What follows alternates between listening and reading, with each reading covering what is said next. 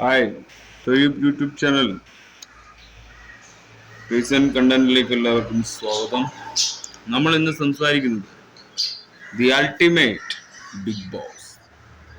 ഇന്ന് ബസൂക്ക എന്ന് പറയുന്ന ഒരു വലിയൊരു സിനിമ നമ്മുടെ മുന്നിൽ ഇറങ്ങിയ ദിവസമാണ്. അപ്പൊ അതിൻ്റെതായ ഒരു ഇൻട്രസ്റ്റുമായിട്ടാണ് ഞാൻ ഇന്ന് റിവ്യൂ ചെയ്യുന്നില്ല. സിനിമ കണ്ടിട്ടില്ല. അപ്പോൾ റിവ്യൂ ചെയ്യുമ്പോൾ നമ്മൾ നിങ്ങളെ അറിയിക്കുന്നതായിരിക്കും. അപ്പോൾ സിനിമയുടെ കാര്യമല്ലെന്നും റിയാലിറ്റി ഷോ, അതായത് ഒരു സാധാരണ ഷോ, ഒരു ലൈഫ് ടൈം നമുക്ക് ഓർമ്മിക്കാനുള്ള ഒരു ഓർമ്മകളാണ് എന്ന് പറയുന്നത് പോലെ ആ ഓർമ്മയാണ് നമുക്കിവിടെ ബിഗ് ബോസ് എന്ന് പറയുന്ന നമുക്ക് കഴിഞ്ഞ വർഷം വരെ അതൊരു സിനിമ ഫീൽ ചെയ്തത്. ഒരു സിനിമ ഇറങ്ങുന്നത് എങ്ങനെയാണോ അതുപോലെയാണ് ഒരു ബിഗ് ബോസ് എന്ന് പറയുന്ന റിയാലിറ്റിയെ തൊടും വിധം ഒരു റിയൽ കണ്ടന്റ്. അതായത് ജീവിതം തന്നെയാണ് ബിഗ് ബോസ്. അങ്ങനെയാണ് അവർ കരുതൽ. അവിടെ ഉണ്ടാക്കുന്ന എല്ലാ അലമ്പിനും പി ആർ കൂട്ടുനിൽക്കില്ല.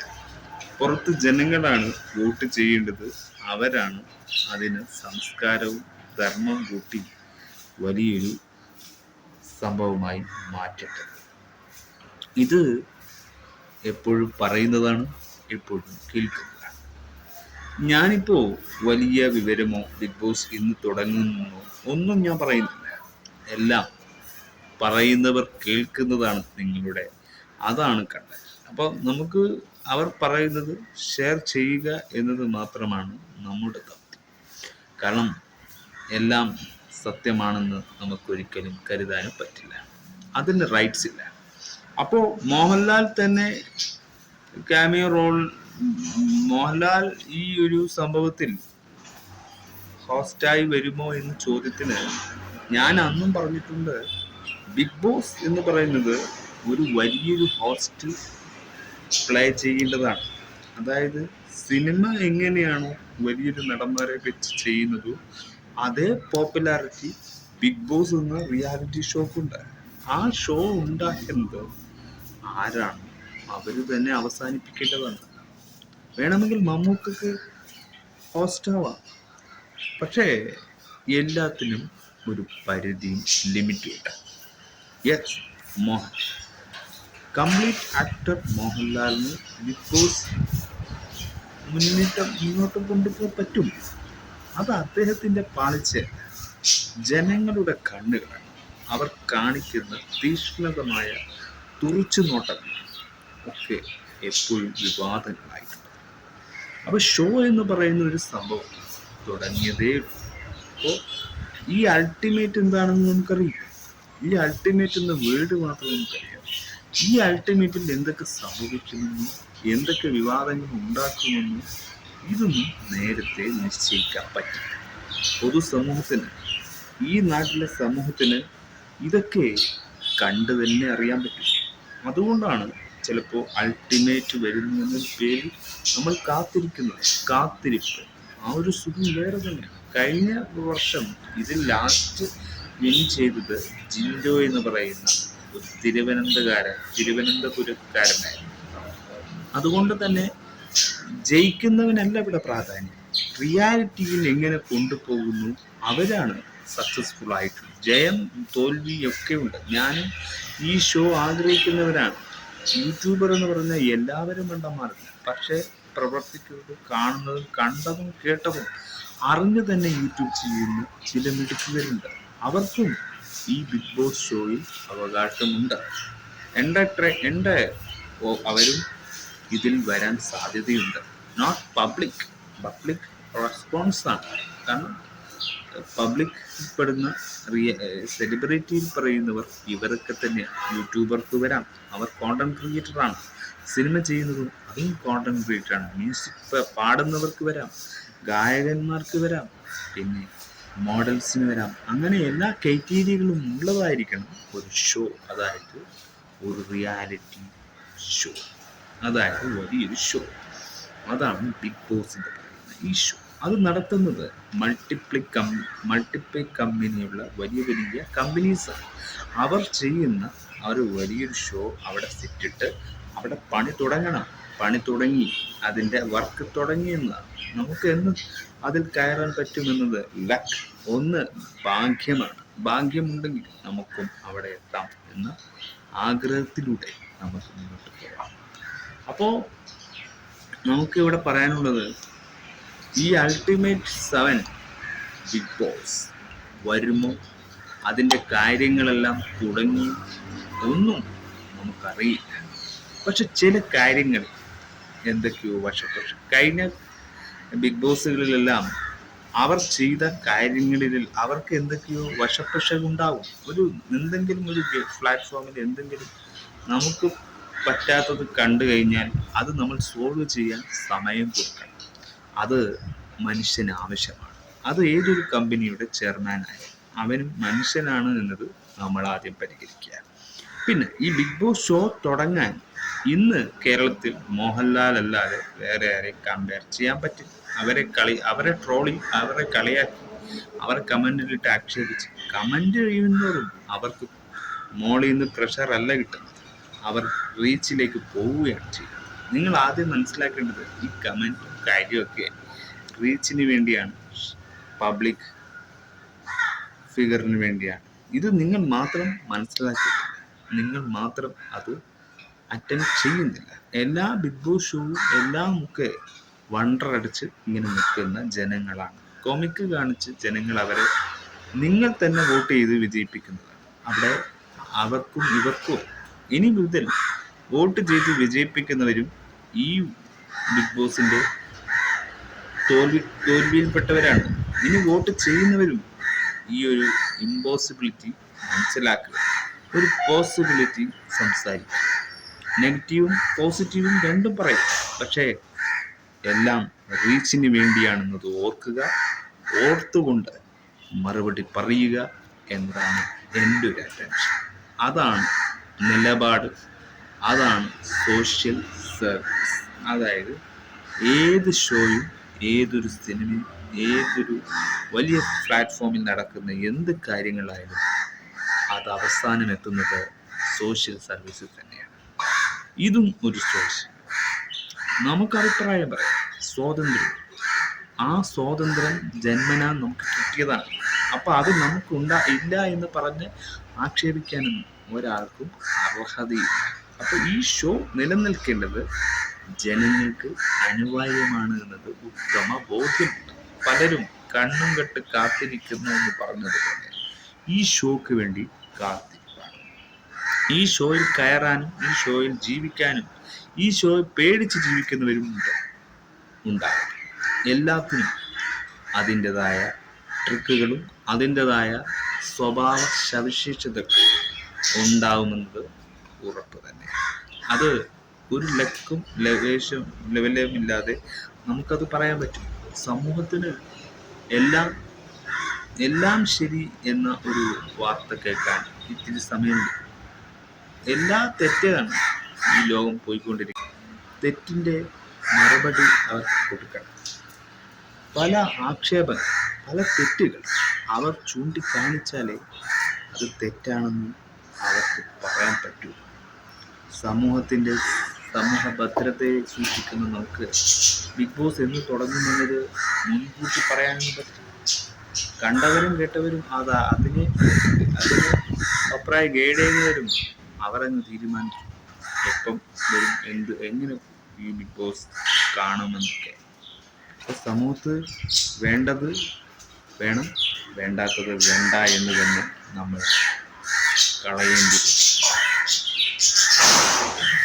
നമുക്ക് അപ്പുറം ശബ്ദങ്ങളും, നമ്മൾ പബ്ലിക് സ്ഥലത്തു നിന്നാണ് സംസാരിക്കുന്നത്. അപ്പോൾ നമുക്ക് അവിടെയും ഇവിടെയുള്ള ശബ്ദങ്ങൾ നമുക്ക് മറക്കാം.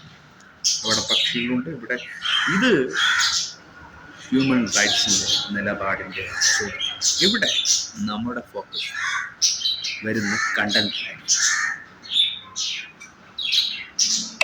Boss Malayalam season 7. അങ്ങനെ ബിഗ് ബോസ് സീസൺ 7 ബന്ധപ്പെട്ടുകൊണ്ട് നമ്മളൊരു വീഡിയോസും കാര്യങ്ങളൊക്കെ ചെയ്തിട്ടുണ്ടായിരുന്നു. ബിഗ് ബോസിന്റെ ഓഡീഷനും കാര്യങ്ങളൊക്കെ സ്റ്റാർട്ട് ചെയ്തിട്ടുണ്ട്. സീസൺ 7ലേക്കുള്ള കണ്ടസ്റ്റൻസിനെയൊക്കെ വിളിച്ചു തുടങ്ങിയിട്ടുണ്ടെന്നൊക്കെ പറഞ്ഞുകൊണ്ട് നമ്മളൊരു വീഡിയോസും കാര്യങ്ങളൊക്കെ ചെയ്തിട്ടുണ്ടായിരുന്നു. ഈ കഴിഞ്ഞ ദിവസം നമ്മള് ഇൻസ്റ്റഗ്രാം തുറന്ന സമയത്ത് ബിഗ് ബോസിന്റെ എല്ലാവിധ അപ്ഡേറ്റുകളും 2-3 കൊല്ലങ്ങളായിട്ട് വളരെ കൃത്യമായിട്ട് എത്തിച്ചുകൊണ്ടിരിക്കുന്ന ബിഗ് ബോസ് മലയാളം ഇൻസ്റ്റാ എന്ന് പറയുന്ന പേജിനകത്ത് 2 പോസ്റ്റുകൾ കണ്ടു. മറ്റൊന്നുമല്ല, ബിഗ് ബോസ് മലയാളം സീസൺ 7 ബന്ധപ്പെട്ടുകൊണ്ട് ഒരു പ്രൊമോ വീഡിയോ വരാൻ പോകുന്നു. അത് അടുത്ത ആഴ്ചക്കുള്ളിൽ ഒരു പ്രൊമോ വീഡിയോ സീസൺ 7 ബന്ധപ്പെട്ടുകൊണ്ട് റിലീസ് ചെയ്യാൻ പോകുന്നു. അത് കഴിഞ്ഞതിന് ശേഷം ചില ഓൺലൈൻ മീഡിയാസും, അതായത് ബിഗ് ബോസിനെ ബന്ധപ്പെട്ടുകൊണ്ട് റിവ്യൂസും കാര്യങ്ങളൊക്കെ ചെയ്യുന്ന പല ചാനലുകളിലും ഇത്തരത്തിലുള്ള വീഡിയോസും കാര്യങ്ങളും കണ്ടു.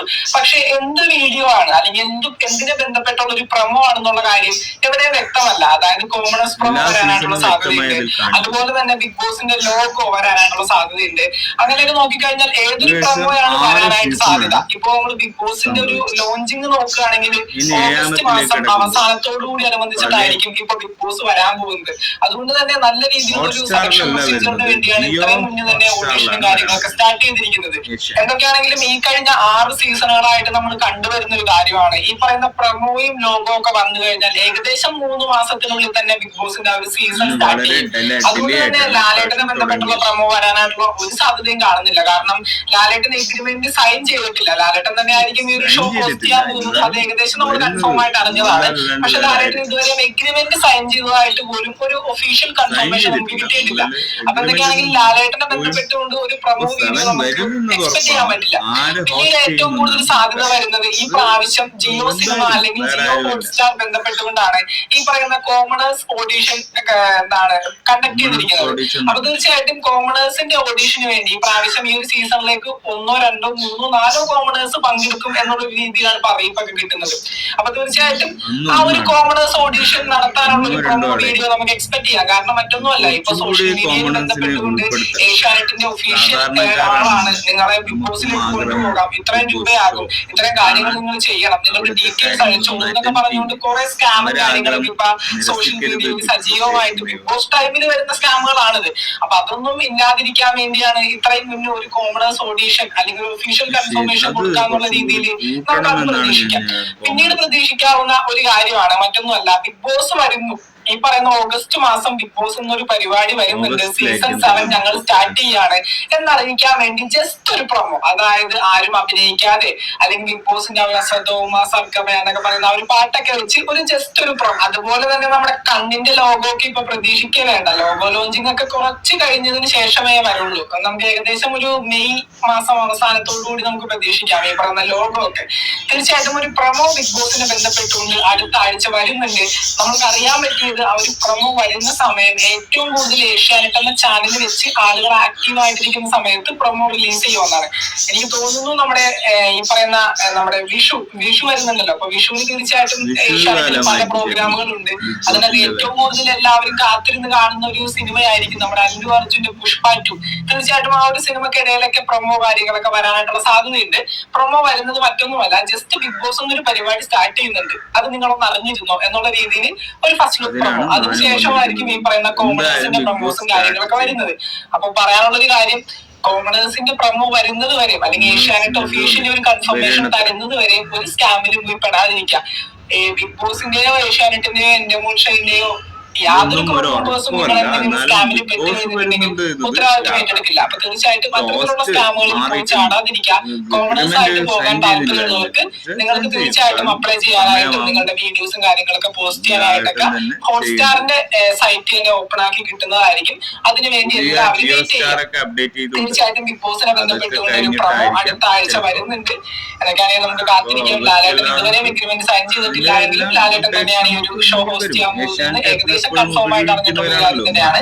അപ്പൊ നമുക്ക് കാത്തിരിക്കാം. ഒരു അടിപൊളി സീസൺ നമുക്ക് പ്രതീക്ഷിക്കാം എന്ന് തന്നെയാണ് പറയാൻ പറ്റുന്നത്. കാരണം ഉണ്ട്, നമുക്ക് പറയാം കുറച്ചധികം കാര്യങ്ങൾ ബിഗ് ബോസിനെ ബന്ധപ്പെട്ടുകൊണ്ട് സംസാരിക്കാനുണ്ട്. നമുക്ക് വഴിയെ പറയാം. ബിഗ് ബോസ് മലയാളം സീസൺ 7 ബന്ധപ്പെട്ടുകൊണ്ട് പുതുപുത്തൻ വിശേഷങ്ങൾക്കായിട്ട് ചാനൽ സബ്സ്ക്രൈബ് ചെയ്യാത്തവര് തീർച്ചയായിട്ടും ഒന്ന് സബ്സ്ക്രൈബ് ചെയ്ത് സപ്പോർട്ട് ചെയ്യുക. വീഡിയോ ലൈക്ക് ചെയ്ത് കാണുന്നവര് ഒന്ന് ലൈക്കും കൂടി ചെയ്തേക്കാം. നിങ്ങളുടെ വിലയേറെ അഭിപ്രായങ്ങൾ താഴെ കമന്റുകളായിട്ട് അറിയിക്കാം. നമുക്ക് വേണ്ടി അതുപോലെ നമ്മളെയും വിലയേറെ ലൈക്കും കമന്റും നിങ്ങളിൽ നിന്നും സബ്സ്ക്രൈബും പ്രതീക്ഷിക്കുക. അതൊന്നും കിട്ടുന്നില്ല, നിങ്ങളുടെ വ്യൂവേഴ്സ് വരുന്നില്ല, അങ്ങനെയുള്ള ഒരുപാട് കാര്യങ്ങൾ നമുക്കും ഉണ്ട്. അതുകൊണ്ട് തന്നെ സിനിമന്റെ ഒരു ക്വാളിറ്റിയാണ് ബിഗ് ബോസ് എന്ന റിയാലിറ്റി ഷോക്ക് പണ്ടും ഉണ്ട്, ഇപ്പോഴും ഉണ്ട്, ഇനി വരാൻ പോകുന്ന കാലത്തും അതേ രീതി തന്നെ നമ്മൾ പ്രതീക്ഷിച്ചാൽ മതി. പക്ഷെ ഇത് പുതിയ ലോകമൊക്കെ വരുമ്പോഴേക്കും സമയമെടുക്കും. മെയ് മാസമൊക്കെ ആവും ചിലപ്പം ഡിലേ ആവാൻ. അത് വന്ന് കയറി വരാൻ ചിലപ്പോൾ വിഷുവിന് തന്നെ സാധിക്കണോ എന്നൊന്നും പറയാൻ പറ്റില്ല. ഏത് വർഷത്തിലായാലും ഒരു ഫെസ്റ്റിവൽ സീസൺ ആയിരിക്കും അന്നത്. അപ്പം 7 വരും, അന്ന് തന്നെ പറഞ്ഞിരുന്നു വരും. പക്ഷെ ആര് ഹോസ്റ്റ് ചെയ്യും, എന്ത് വരും? പക്ഷെ മോഹൻലാൽ അല്ലാണ്ട് പിന്നെ ആര്? പിന്നെ അടുത്ത ചോദ്യം ഇതാണ്, ഞാൻ പ്രേക്ഷകർ, മോഹൻലാൽ അല്ലാതെ പിന്നെ ആര്? ആ ചോദ്യമാണ് എനിക്ക് കിട്ടാത്തത്. വരുമെന്നാണ് എൻ്റെ ഒരു പ്രതീക്ഷ. നിങ്ങളുടെ പ്രതീക്ഷ എന്താണ്? അതാണ് എനിക്ക്. മോഹൻലാൽ, മമ്മൂട്ടി, ഇതിലാർക്കും ഈ വർക്ക് ഏറ്റെടുക്കാം. അതിൽ താഴെ ഇരുന്നെല്ലാം മോഹൻലാൽ മമ്മൂട്ടിക്കുള്ള പവർ കിട്ടില്ല ബിഗ് ബോസ്. പിന്നെ ആരും വരില്ല ബിഗ് ബോസ് എന്ന ഷോ കാണാൻ. പ്രേക്ഷകർക്ക് പോലും അത് മടുപ്പാവും. അതുകൊണ്ട് ജിൻഡോ എന്ന നല്ലൊരു മത്സരാർത്ഥിയെ വിജയിച്ചപ്പോൾ ബിഗ് ബോസ് എല്ലാം മാറ്റിക്കളയുകയാണോ എന്നും ചിന്തിക്കാറ്. ചില കണ്ണിന്റെ ലോകം മാറ്റുന്നുണ്ടോ, ഇനി വേറൊരു ലോകമായിട്ട് ബിഗ് ബോസ് മാറുന്നുണ്ടോ, എന്താണ്, എന്തെങ്കിലും ഉണ്ടാവും. അപ്പൊ അതൊക്കെ കാത്തിരിക്കുക.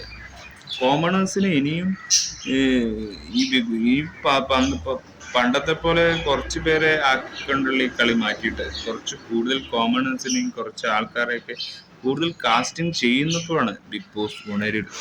അല്ലാതെ ഇന്ന ആൾക്ക് ഒരു പ്രത്യേക പരിഗണന കൊടുത്ത് ഇന്ന ആൾക്ക് ചവിട്ടി തേച്ച് അങ്ങനെയുള്ള ഒരു സോഷ്യൽ കമ്മിറ്റ്മെന്റ് ഇവിടെ ഉപയോഗിക്കും. കാരണം ഇത് ജനങ്ങൾ പബ്ലിക്കായി ലൈവായി കാണുന്ന ഒരു പ്രോഗ്രാമാണ്. ഇവിടെ എല്ലാ അഭിപ്രായങ്ങളും സത്യസന്ധമായിരിക്കില്ല. ഇവിടെ വിമർശനങ്ങൾ ഉണ്ടാകും, പൊതുജനങ്ങളും കാണും. UAE വരെ, യുണൈറ്റ് വരെ എല്ലാ രാജ്യങ്ങളിലുള്ള വ്യക്തികളും ബിഗ് ബോസ് കാണുന്നവരാണ്. എക്സാക്ട്ലി നമ്മളും ഈ ഷോ കണ്ടിരിക്കുന്നവരാണ്. അപ്പോൾ ആ കണ്ടിരിക്കുന്ന അഭിപ്രായം മാത്രത്തോടെ, ആ അഭിപ്രായത്തിലൂടെ മാത്രമല്ല ഈ ബിഗ് ബോസ് എന്ന ഷോ നമ്മൾ കാണാൻ ആഗ്രഹിക്കുന്ന ആരാണ്? ലാലേട്ടൻ, മോഹൻലാലിനെയാണ് നമ്മൾ പ്രത്യേകം ആ ഷോയിൽ എടുത്ത് കാണിക്കാൻ പറ്റുന്നത്. അദ്ദേഹം ഇല്ലെങ്കിൽ പിന്നെ ആര് ഹോസ്റ്റ് ചെയ്യുമെന്നാണ്. അപ്പൊ അദ്ദേഹം എഗ്രിമെന്റ് ചെയ്തിട്ടില്ല എന്ന് വിചാരിച്ച് അദ്ദേഹം ഇല്ല എന്നാണോ അർത്ഥം? അങ്ങനെയും നമുക്ക് പ്രെഡിക്റ്റ് ചെയ്യാൻ പറ്റില്ല. പക്ഷെ ഒന്നും പ്രെഡിക്റ്റ് ചെയ്യാതെ സംഭവിക്കാം. എല്ലാം അങ്ങനെയാണ് സംഭവിക്കുമായി. ഒരു റിലീസിങ് സിനിമ റിലീസ് പോലെ ഒരു റിലീസിങ് ലോഞ്ചാണ് ബിഗ് ബോസിൽ നടക്കാൻ. ഞാനും ആഗ്രഹിക്കുന്ന ഒരു വലിയൊരു ഫാൻ, ഞാനൊരു ബിഗ് ബോസ് ഫാൻ.